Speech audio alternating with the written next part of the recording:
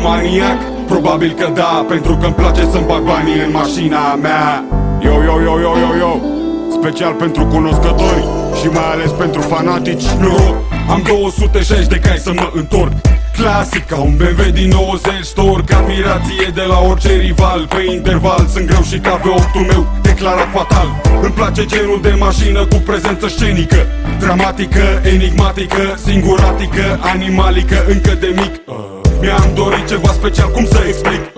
Ai un Passat, știu, 2003 știu, V6 TDI cu tot ce vrei pe el, știu. Dar mai știu că sunt câteva sute ca a ta. Parcă-ați fute toți aceeași pizdă, nu te supăra, frate.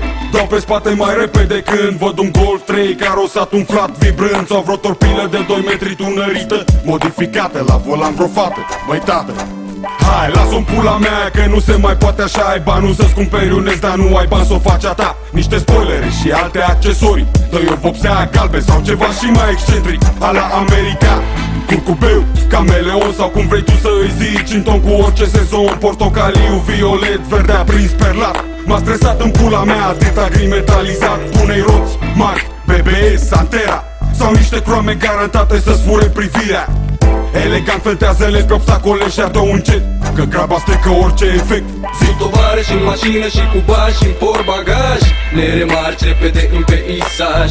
Plutim ușor, parcă e un miraj. Senzație majoră cu 40 la oră. Zi tovarăși în mașină și cu bani și în portbagaj, ne remarci repede în peisaj. Plutim ușor, parcă e un miraj.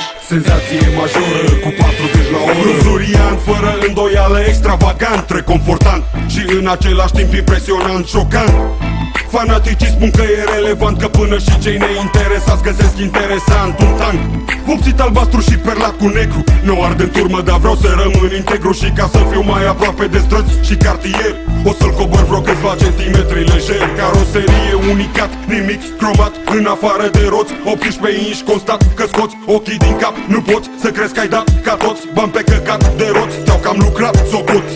Supraponderal sunt, îmi plac mașinile mari. Temperamental sunt, îmi plac contrastele tari. Prezidențial pentru impresie totală, o să-mi fac pe comandă interior din piele albă. Extraterestru sub scaune neon albastru, modificat masiv în spațiu ca să încapă numai 4. Pentru că tancul se transformă în avion, când pe bancheta din spate posta doar 2 beton. Pe final precizez despre cum o să auzi și pe unde poți să vezi DVD normal, niște ecrane în tetiere, ca să nu poți să spui că nu e o plăcere.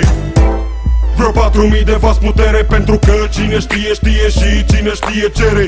Asta-i tot, ne vedem pe străzi. Te lasă, îți combin mașina cu ce crezi. Cu tovarăși în mașină și cu bani și în portbagaj, ne remarci repede în peisaj. Plutim ușor, parcă e un miraj. Senzație majoră cu 40 la oră.